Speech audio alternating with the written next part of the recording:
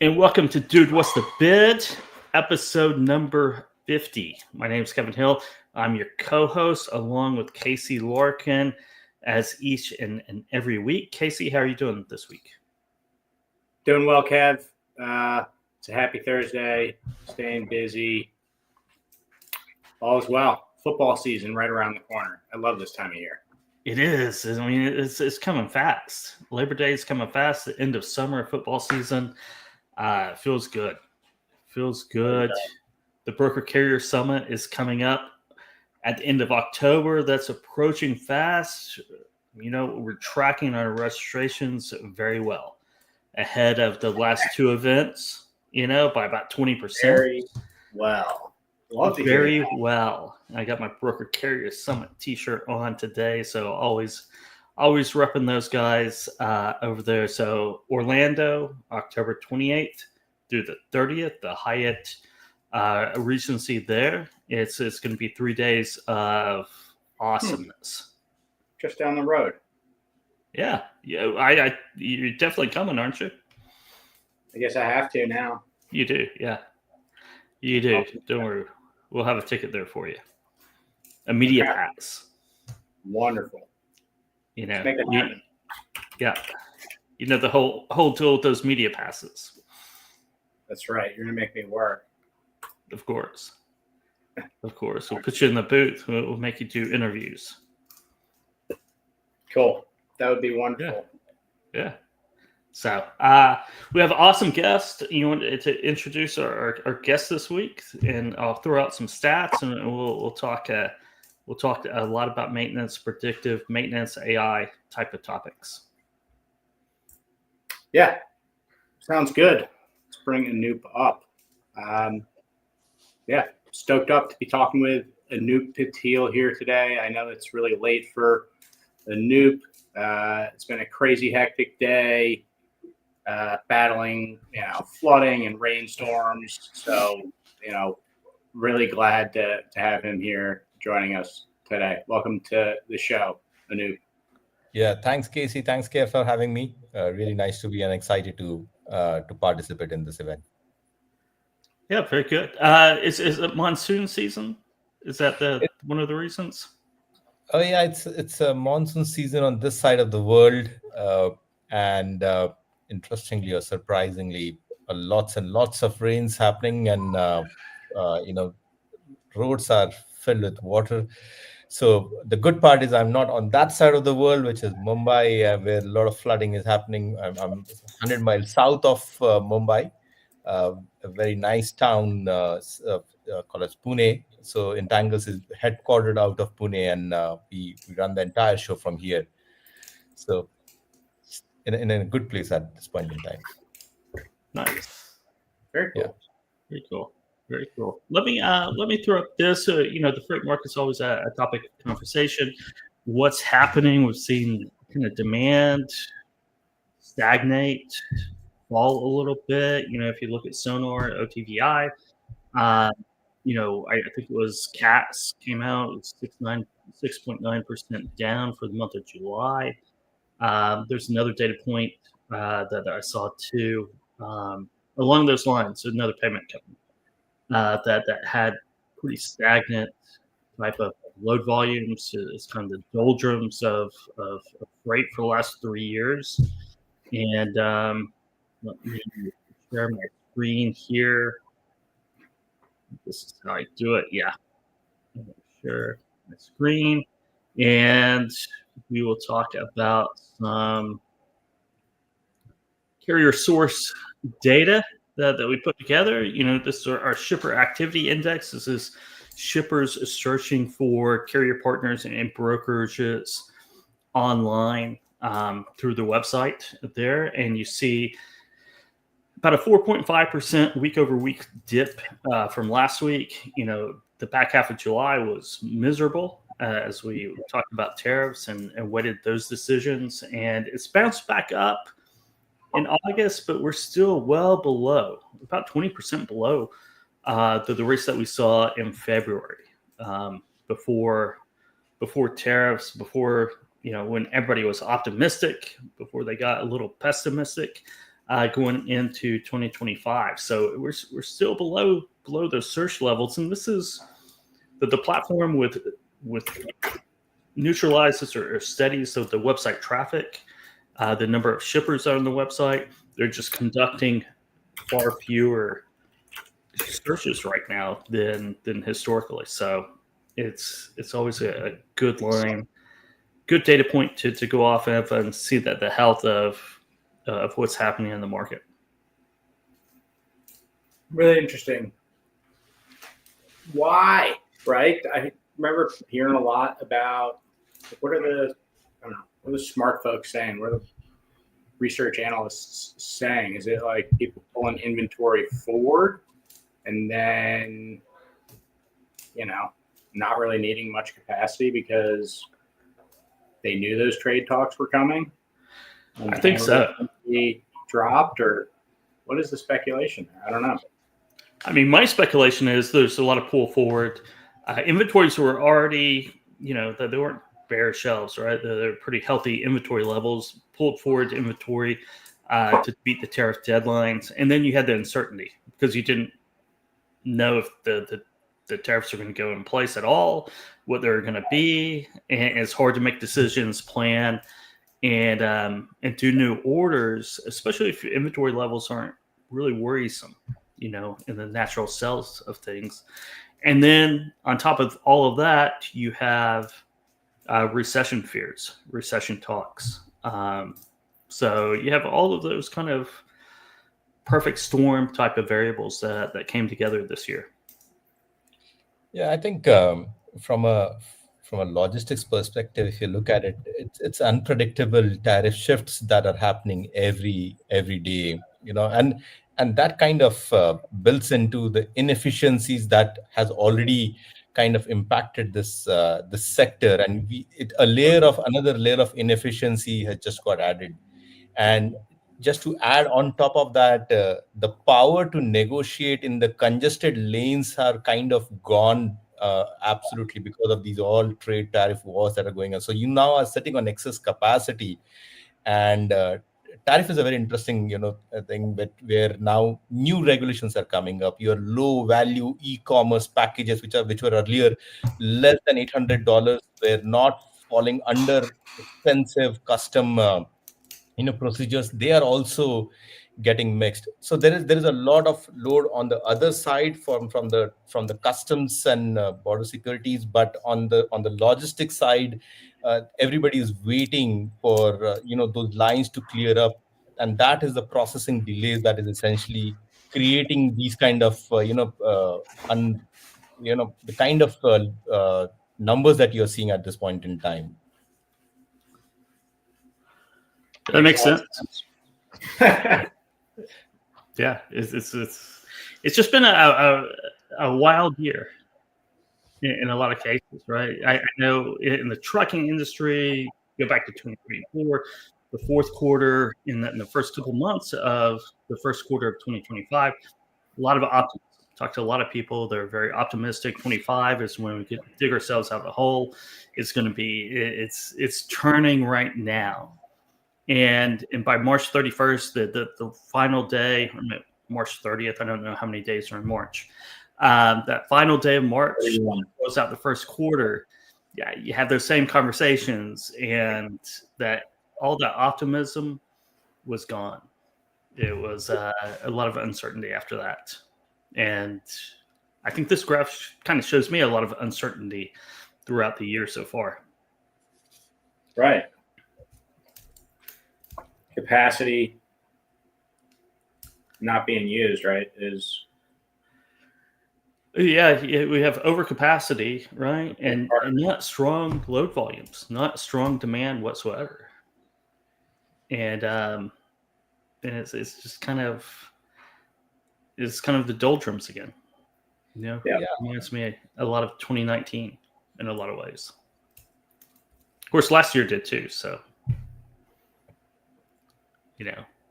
And I think the ripple effect of these tariffs and trade is going to be there for a pretty long time. There will be a new kind of a normal where all trading partners will figure out a way to survive through these uncertainties, and they will create an absolutely new markets. So this is going to have a long term effect on the entire global trade as we see it. Yeah. Yeah. Yeah. Yeah. It really There's is. a lot of fat that Yeah. could be trimmed theoretically. Keep the trucks running 24/7. Keep the boats moving, containers moving, trailers moving. Like to see. Interesting to see what's going on in rail these days. But what happened, Kev? Oh, nothing. I just shut down the window and without just stopping the sharing. Word. Yeah. Yeah. Anup, tell us a little bit about yourself, about Intangles, kind of how you got entangled into transportation. Yeah. So, about me, I'm a serial entrepreneur. This is my second venture. I've done my master's from Clemson University, South Carolina, in material science and engineering.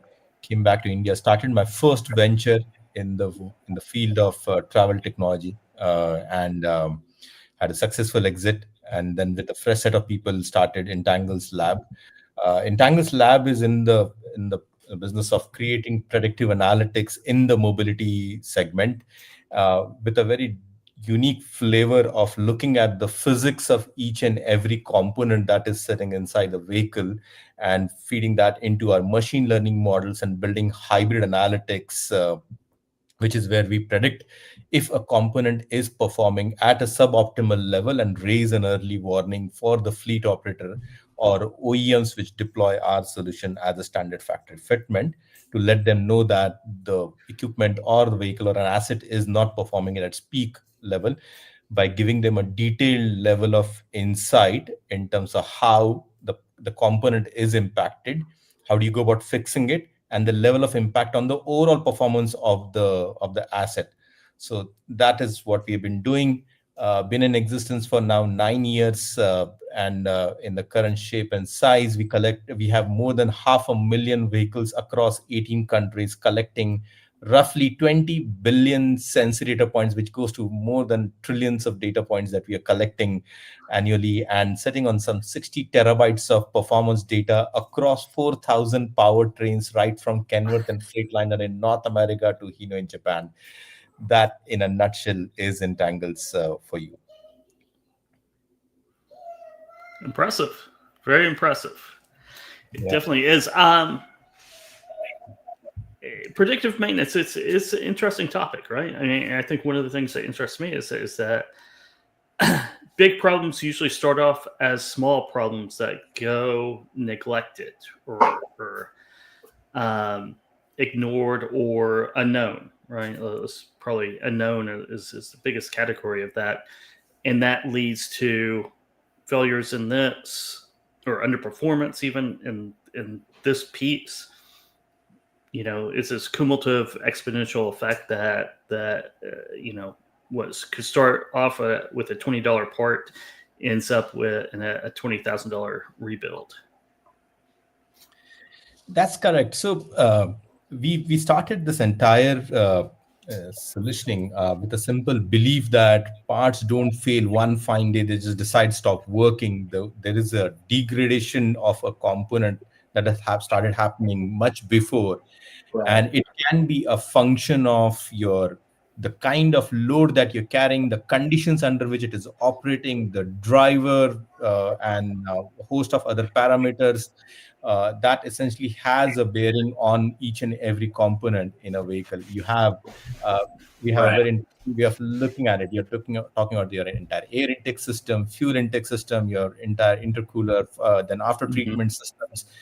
Powertrains are becoming more and more complex as the emission regulations are becoming complex. So the more instrumentation, the more chances of the breaking down. So predictive analytics is that element where before your check engine light or malfunction indicator light lights up, you predicting that component level degradation. That's the real part of the predictive analytics, is what the flavor we bring to the table. Very interesting.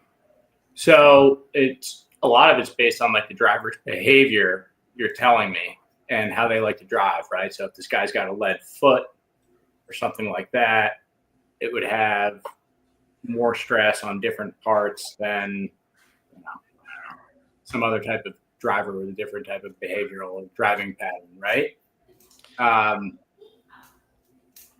If you were driving a truck, would you rather have a manual or would you rather have an automatic? Do you have an opinion on that? I know that's a hot topic that I see people talking about on truck Twitter. So, like, would love to learn more about like. I think you were mentioning earlier you got like 4,000 trucks in your fleet. Like, what are some of the interesting insights that you have seen just off the top of your head? What are the coolest things that you've been able to determine with this digital twin technology? Yeah. So 4,000 powertrains spread across 500,000 vehicles. The data that we have collected, there are some very, very interesting insights when it comes to the manual transmission. Drivers are one of the most important ecosystems. So the key challenge that we have faced over here is, rather than labeling a driver as a good driver or a bad driver, we give them an objective analysis of the elements of driving behavior that we're talking about. Specifically, Casey, talking about the transmission type in manual transmission, the upshift and the downshift of the gear, for how long the driver is staying within the peak torque ratios or going below or above the peak torque ratios. And in some countries, we have seen a practice, because of whatever the understanding or the myth might be, is that driving down the slope or hill in neutral saves fuel. So we have seen those dangerous driving practices as well. Or when the vehicle comes to stand still, then starting the vehicle in second or third gear just because I'm feeling little lazy to shift the vehicle all the way to the first gear. So I'll ensure that by a combination of act pedal and clutch, I will try to pick up the vehicle in second and third gear. Those are the kind of trends that we have seen in manual transmission. So given a choice, and if I own a fleet, then I'll prefer an automated transmission, seeing the kind of abuse the transmission systems go through. So it is always preferred, is what I would suggest from a driving behavior standpoint. I had a hunch that might be the case. Yeah. Is there a driving behavior or something that you can identify that is the most troublesome for future one driving style or something a driver does is a great predictor of problems in the future when it comes to the engine, transmission, the actual truck? Yeah. So there are a few very obvious driving behavior issues that we have seen. One of the most obvious one is idling of the vehicle. That has a significant impact on your alternator, your battery system, and essentially so I will which has a significant impact on the performance of the vehicle. And sorry, what was that? What was the behavior again? Idle. Idle. That's right. Idle. Right. So Yeah. I was looking at comments and not paying attention. Yeah. So interestingly, we have seen in some cases drivers they park the vehicle on the side of the motel, have idle for the whole night. Yeah. And the amount of fuel that they have ended up burning, they probably would have spent a less amount of money and got a cozy room in the motel, and would have had a good night's sleep. But for some reason, they decided to stay inside the truck and spend more amount on fuel. So you get to see crazy statistics when you start looking at driving behavior and the kind of things that they end up doing. Another is that a fuel surcharge scenario? Like, is that a driver negotiating fuel surcharge? Like, you'll pay for whatever it takes for me to get there, and I'm just going to idle it. But it's interesting to like think about, oh my God, like that's going to make your truck blow up a lot faster, and you're going to be off the road or paying, through the nose for repairs. Absolutely. I completely. So it has a lot of impact on other elements. So it definitely, it's just not the fuel that we are looking at. It is all about the wear and tear of other components that in a long run has a much bigger your cost of ownership and repair cost that goes up. So those are intangibles that don't show up in your daily day-to-day routine, and that's where we are bringing in a very interesting element. We call it as the quantification engine, which essentially builds the amount of dollar that you're losing for every mile that you're running. That brings a very interesting perspective of how you're looking at your cost of operations. When you put it in dollar terms, the conversation, money is the universal language, right? You can, everybody understands that. So helping people understand the amount of money they are making or losing when they compare it from peer to peer, and looking at mean time to repair, which is the industry average, and driving behavior is one such element which we are now started showcasing in dollar terms. Very powerful. Yeah. Truckers definitely like to see things in, you know, dollar amounts, rate per mile. Oh It's yeah, industry standard. Rates per mile, cost per mile. Yep. absolutely. Yeah. That is the basis. Very interesting. So, how did you guys get your start? Like, how did you stumble upon this problem? I know you said you started in travel. But yeah, would love to hear more about Yeah. So this. during our initial days of Intangles, when we are looking at the problem statement, we had figured out a way to get data from the canvas of vehicles, and we were just running a pilot with city transit buses, just to test the hypothesis of building a remote monitoring system. The original idea was not to build anything predictive, but just a remote monitoring system that will tell you in what condition your asset is running. Because Right. we have far few assets, we are monitoring it every day. One fine day, like after 4 or 5 days of deploying our devices on test vehicles, we found that one vehicle was having an engine overheating condition.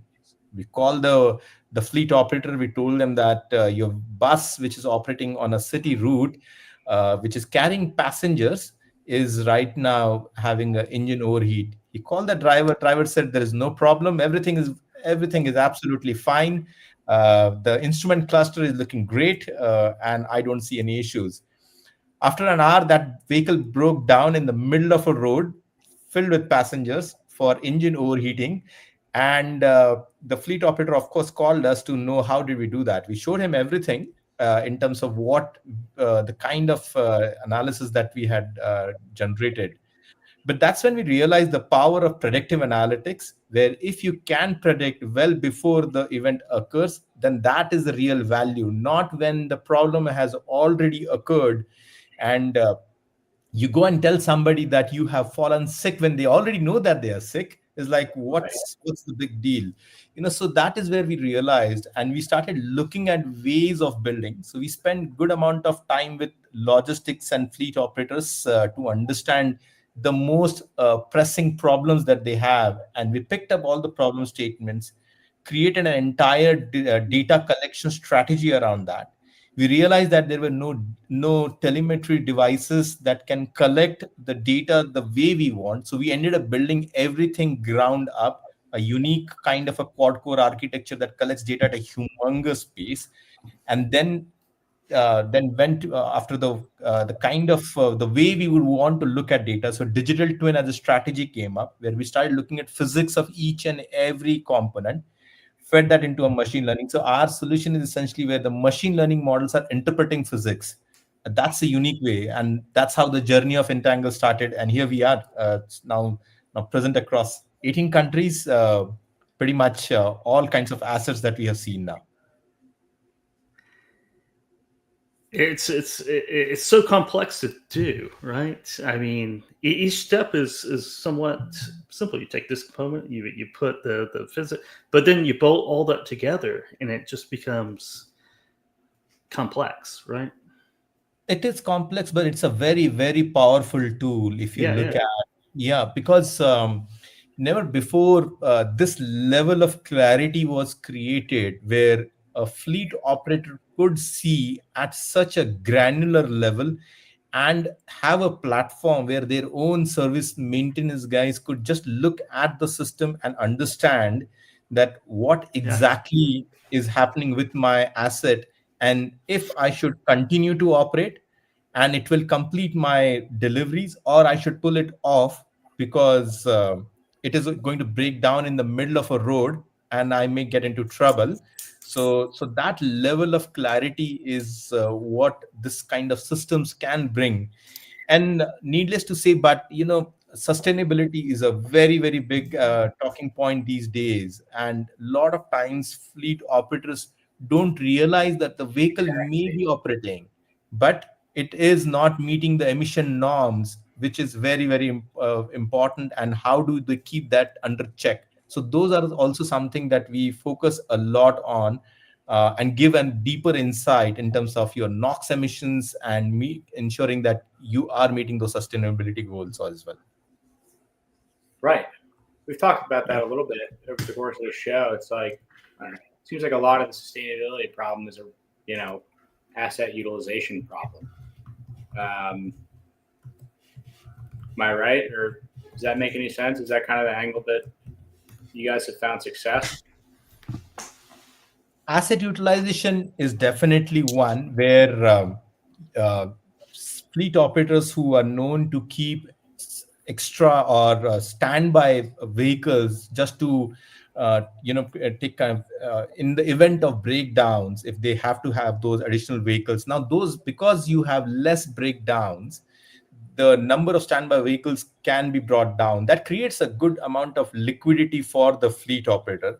Right. um, uh, I'll tell you a fun fact. So we are operating in another country. So if a fleet operator needs 5 vehicles, they used to buy 6 vehicles, because the sixth vehicle was essentially the cannibal vehicle. So if he wanted to fix the any part that has gone wrong in another, he will just pull out the part from the sixth vehicle and fix it, and he'll order the part for the sixth vehicle. And it was mind blowing. I never realized that that's how fleet operations can be. And but coming to back to your topic, so that is essentially the most important aspect, where the number of standby vehicles goes down significantly, and that is one part. But again, amount of fuel that you end up burning because of some level of inefficiency is Exactly. again another part.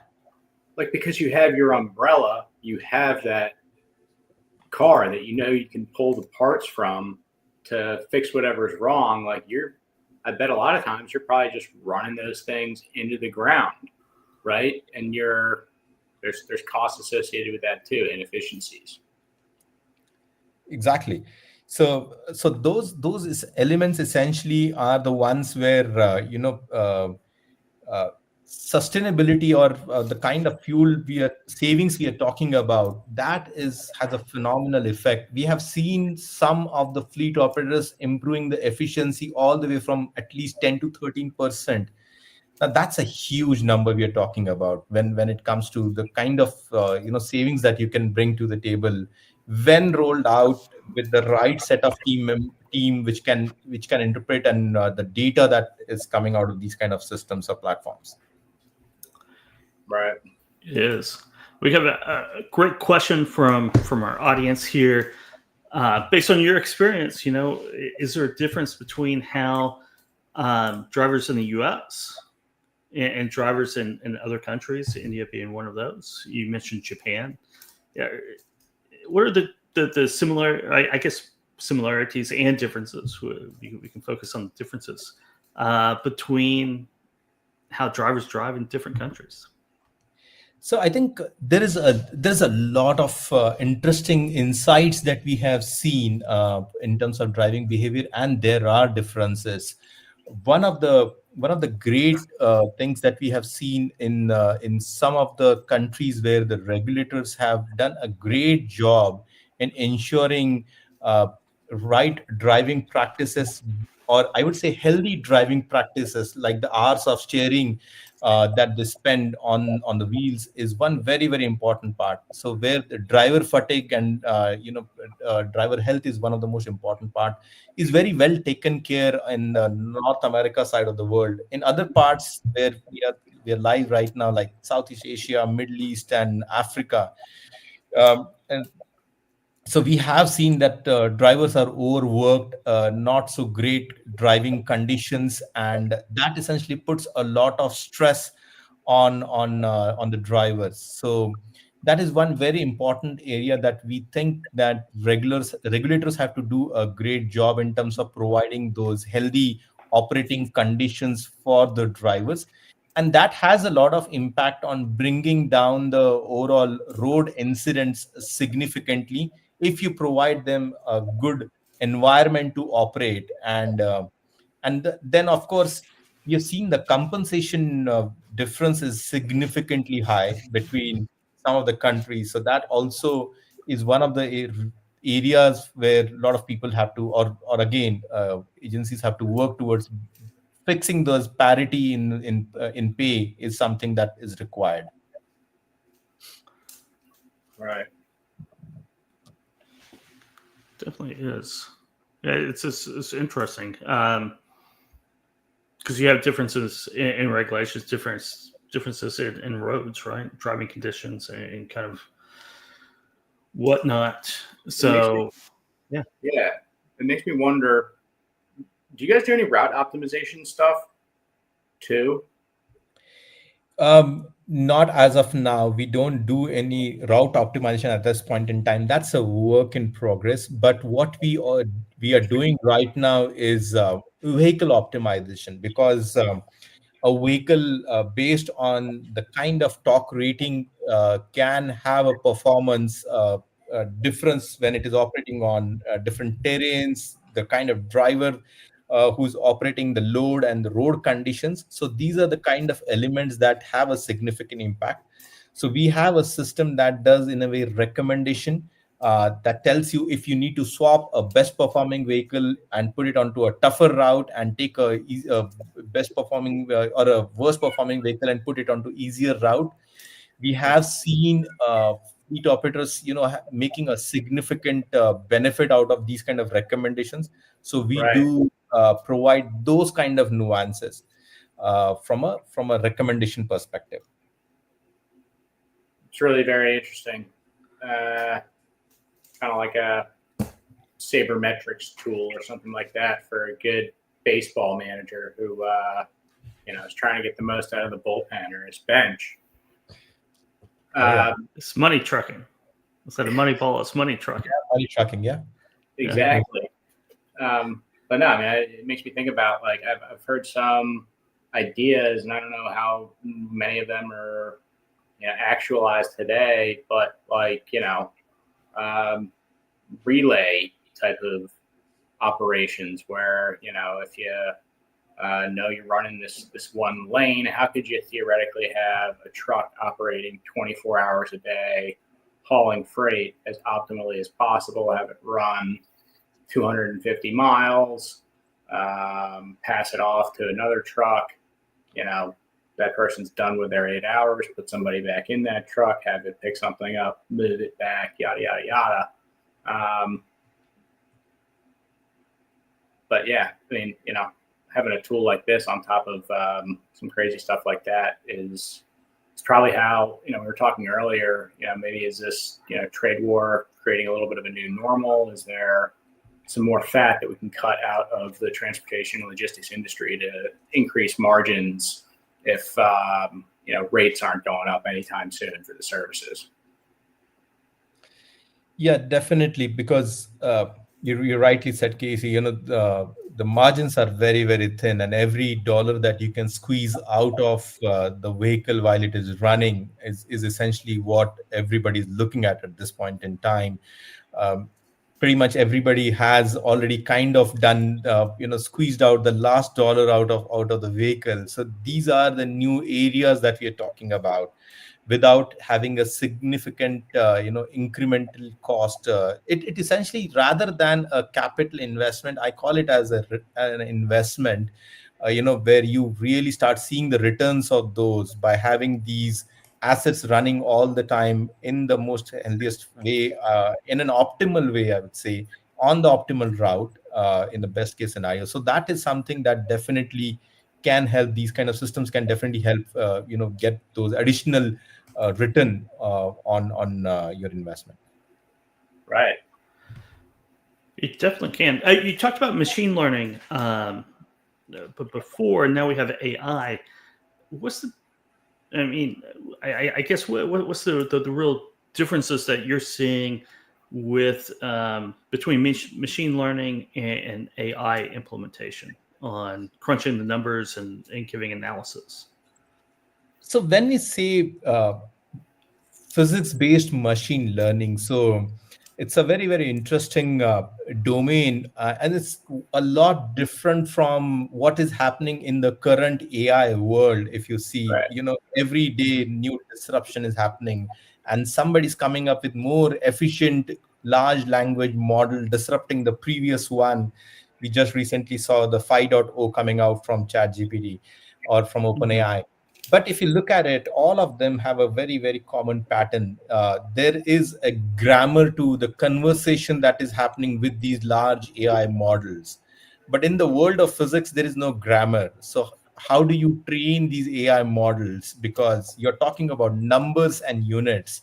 Uh-huh. So with that kind of a data, when you need to figure out how you train your AI models to understand physics. And for that you need to have the ground reality, the ground truth, which can be used to do the backtracking. That's where Entangles is right now sitting with 60, like I said some time ago, 60 terabytes of physics data, which can be used to train these AI models and understand physics. Hmm. And that's Right. the differentiation we are talking about with the normal generalized AI models that are there versus what Entangles is doing in the world of physics and bringing that insight at the component level. Right. So, like Kevin, you were talking earlier. This is really interesting to think about. You were like, "This is a super complex thing." Obviously, it is a super complex thing. But when you think about a truck and all the parts in it, all of those things are standardized. Hmm. In theory, right? Like it's easier. Obviously, not very easy, right? But like the way that you're thinking about it, Anoop, is structuring all of the data in such a fashion. It's like such a critical part that something that you can't do, like to digitize payments in the industry, for example.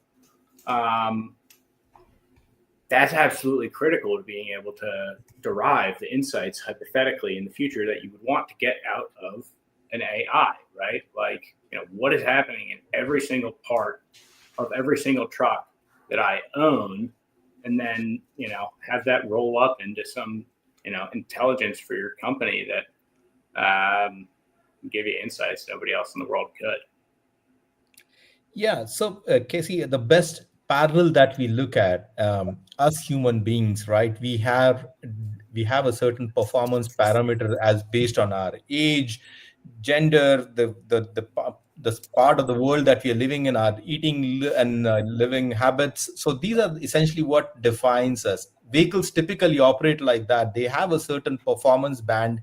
All if all made equal, typically everything is expected based on the kind of part failures that we should see. But that doesn't happen because every vehicle has an operator which is using a vehicle in a certain way under different conditions. Yeah. So so the the the the way parts are wearing out is different, even though they are manufactured in the same factory, the same day, delivered on the same day. But then yet you will see that the behavior starts shifting a lot over a period of time. The beauty of this is that every vehicle gets a custom AI model understanding the behavior of that particular vehicle and knowing exactly how it is not performing as per the standard norm that has been created, and it has kind of diverted from the norm that is there. That's where. So when I say 500,000 vehicles and every vehicle has hundreds of moving parts, we are talking about millions of digital twin models at any given point of time, which is unique. You, Casey, is a lot different than Kev for that matter. Even if you, for discussion's sake, let's say you are born on the same day, at the same, but you will have a lot different, performance characters for that matter. That's Yeah. what we're So talking about here. yeah, so you're taking the the data and predictive, and you can create an AI agent for each individual truck, and probably different parts of that engine and drivetrain. Maybe one assistant for, or one AI agent that interprets the results of the transmission, Right, and they can all engine talk with each other, and with the other 500,000 trucks in the fleet, right? And like if Kevin and I have different driving behaviors, but like, I don't know, maybe Kevin's AI agent has seen some problem in the past. He knows what's going on there. My AI is like, something weird's going on with the truck that Casey's driving. I've never seen this before. He doesn't usually drive like, a lunatic like Kevin, but like, could you let me know what might be going on here? Is there a world, right, where they're sharing that intelligence, kind of like a mycelial network with fungus?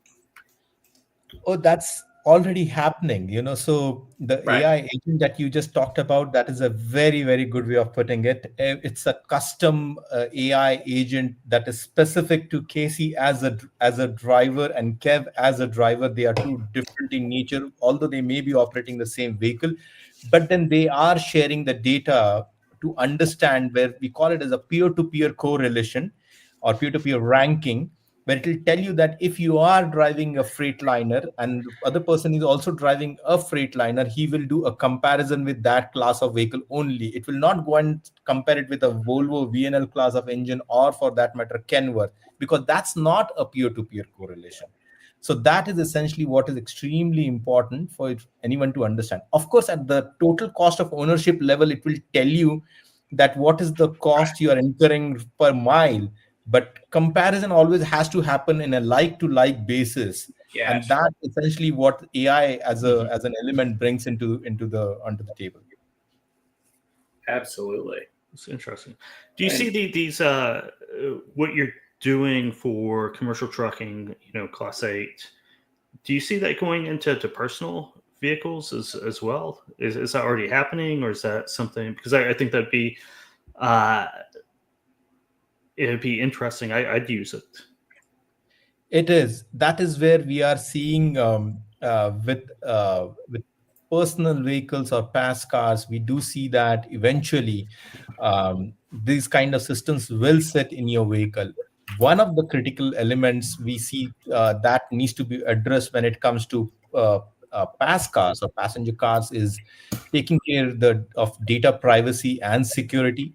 You want AI to sit in your car, but you don't want anyone to track you. So those are two kind of a double-edged sword that we're talking about. So Mhm.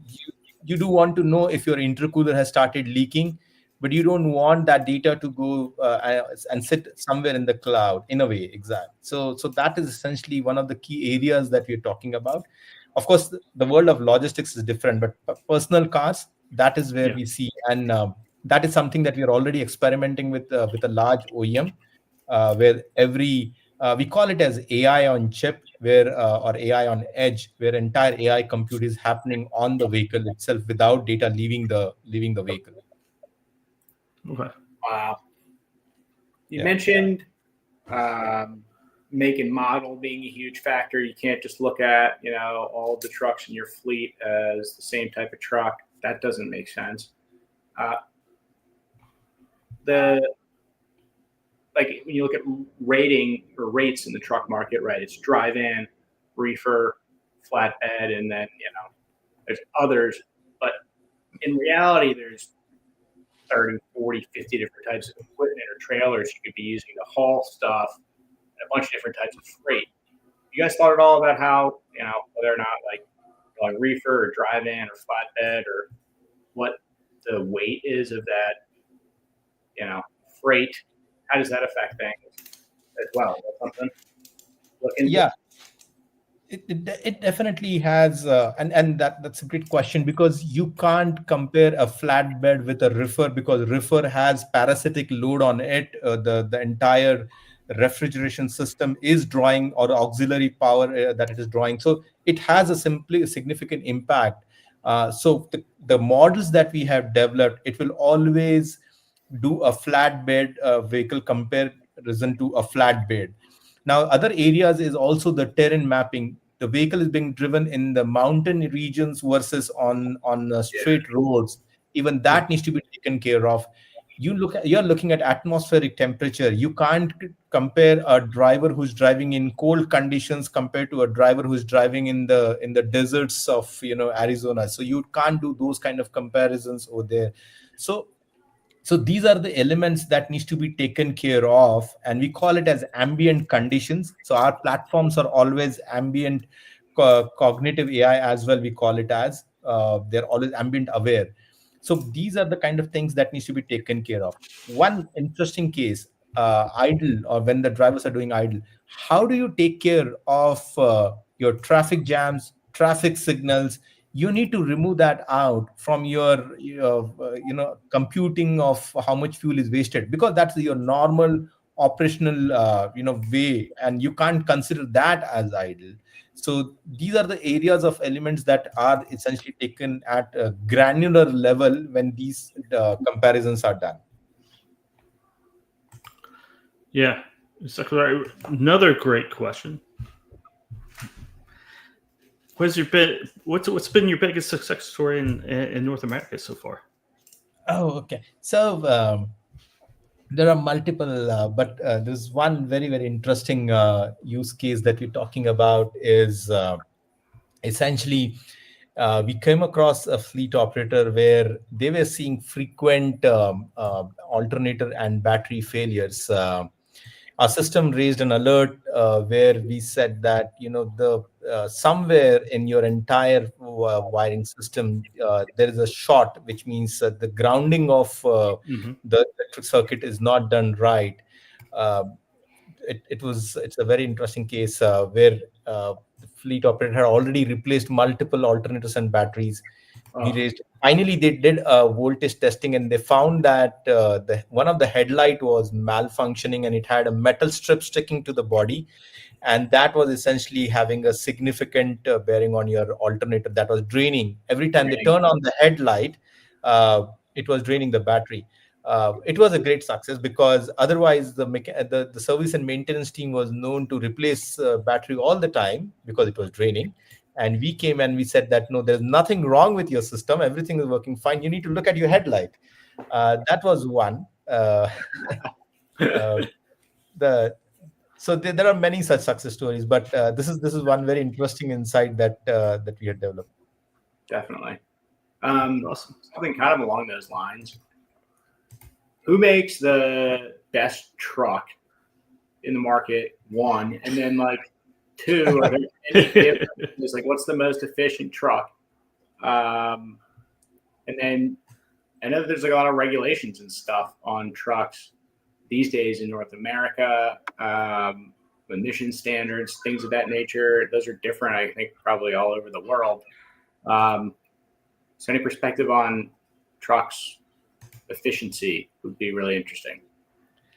I won't have an answer for that, because we try to stay neutral, and every fleet operator has a loaded question Yeah. as soon as it came out of my mouth. No, that's fine. See, I'll tell you why it's very difficult to gauge the performance, because every truck type, if you look at it, they're good at doing some a kind of a operation. The Right. key question is, what are the best performing kind of vehicles for a certain kind of operation? And I think there will be a much better or structured answer that can be given. If you're talking about flatbed, then which are the best performing vehicles? If you're talking about short haul, or vehicles that are known to do back to hub kind of operations, then Right. what are the class of vehicles and best performing vehicles? So probably that can give a much better insight. Yeah. Otherwise it's You should start packaging this data up and selling it back to the marketing departments at all the OEMs. Yeah, that's a great business idea, Casey. There's niches in niche, riches in niches. Riches and niches. It doesn't really rhyme when you say it that. I mean, it's We have to pronounce it niche, not niche. right, exactly. Niche. It's a niche. Right. So, Anywho, very interesting. Very good. Well, enough that. Thanks for dropping by this week on Dude, What's the Bid? It's been enjoyable. yeah, thanks, Kev, and thanks, Casey. It was a pleasure talking to you. And we It was kept, lovely. which is looking bonus. Right? What Yeah. time is there in India right now? It's right now 12:23 a.m. in the midnight. So yeah, But yeah. Mahindra is the best truck Mahindra. on the oh road. Will, cracking me up today. I appreciate it, Will, in the comments. No, really appreciate you, Noop. So if somebody in the audience, owned, operated a fleet, like, who do you guys like to work with? I imagine you're probably not, working with the owner operators just yet. There's probably some barrier to entry there, but like, how do folks get in touch with you? Who do you guys like to work with? Going to any events here in the States anytime soon? What are you looking to the year ahead? So we are typically, and all the TMCs that are there, then the West Expo, we're definitely there. So these are the kind of events that we are there. Our website is intangles.ai. We have a great team in North America, which is essentially, right now onboarding some of the big names in the logistics field. So that is essentially what anybody can get in touch with them, and we'll be happy to talk to them about how our solution can really bring change in their overall fleet operations. So we'll be happy to chat with them, and we look forward to talking to them. Perfect. Awesome. Yeah. Perfect. Well, thank you once again. Yeah. Thanks, Casey. Thanks, Kevin. Have a great time. You My too. pleasure. You too. Yeah. Until next time. Another great conversation, Casey. Yeah. Very interesting stuff. It is. I'm always fascinated by predictive maintenance because, I was just talking with Bart the Monk about it the other day. He was talking about that being a problem they solved for at Pepsi back in the day with their private fleet. Like, a whole bunch of costs, especially when you got a lot of trucks. You may not know you have the ability to avoid. Exactly. It's in these complex systems where it's hard to connect the dots. Things that don't seem, that aren't apparent, right? And you need some help crunching the numbers and predicting if if a hose breaks, or hose rips, and you keep driving, or whatever, what future problems that can cause, Seriously. or if you don't do X, why will happen 3 years later. Right, exactly. Like, Kevin, go change your oil, like, now. You'll thank me later. Yeah, I know, right? Change it every 1,000 miles. Just yeah. Go change your oil. If you continuously go over that by 20%, this is what it's going to cost.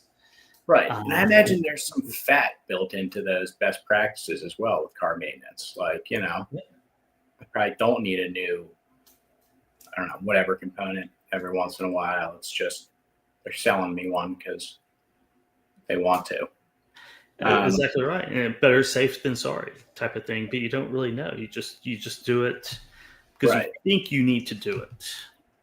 And it's important to know. Yep. Anyways. Yeah. Anyways, well, I think that's going to wrap it for Dude, What's the Bid? Any big things going on? How's the Columbus, Ohio Change Conference going? It's going well. Really excited about it. It's just a couple weeks around the corner, September 9th and 10th, the Change Conference, Supply Chain Symposium,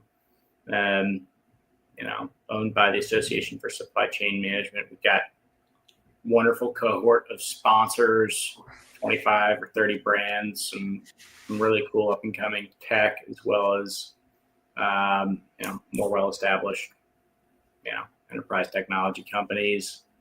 A lot of big J journos from the space that you and I both know they're covering stories for folks. A lot of chief supply chain officers walking around. There's like a special chief supply chain officer capsule going on at KPMG and PwC and Digital Supply Chain Institute are putting on as well one afternoon. So should be awesome. Exhibit hall is going to be packed and flowing all day. Now you guys don't do that over at Broker Carrier Summit, which is way too cool. Anyways, but yeah, it should be a great event in Columbus. We got people coming from all over. We got some folks coming from like Hitachi's headquarters in Japan. Some of their leadership flying over. A lot of shippers. So good place to probably try and win some freight. Any brokers out there? It is. It's going to be a great conference. When is it again? September 9th and 10th. Right around the corner. Yeah. If you come out, you meet Casey. That's right. Right? So that's good. That is good. Yeah. So, what about you? Broker Carrier Summit. October 20th through 30th.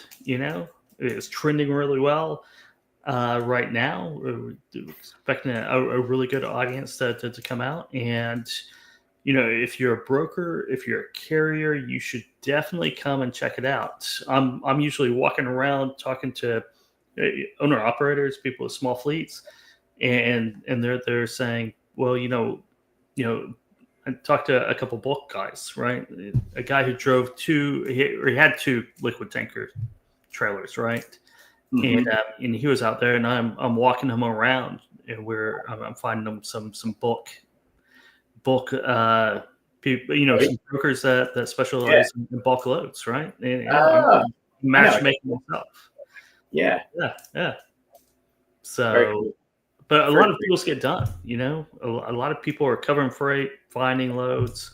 I think one of our attendees from Bay and Bay, by 4 or 5 days after the conference had wrapped up, had awarded about $500,000 in freight to different carriers that he met the week before the summit. So it's a great carrier verification process. Just shake their hand, look them in the eye. I know, right? I know. You want to eliminate fraud.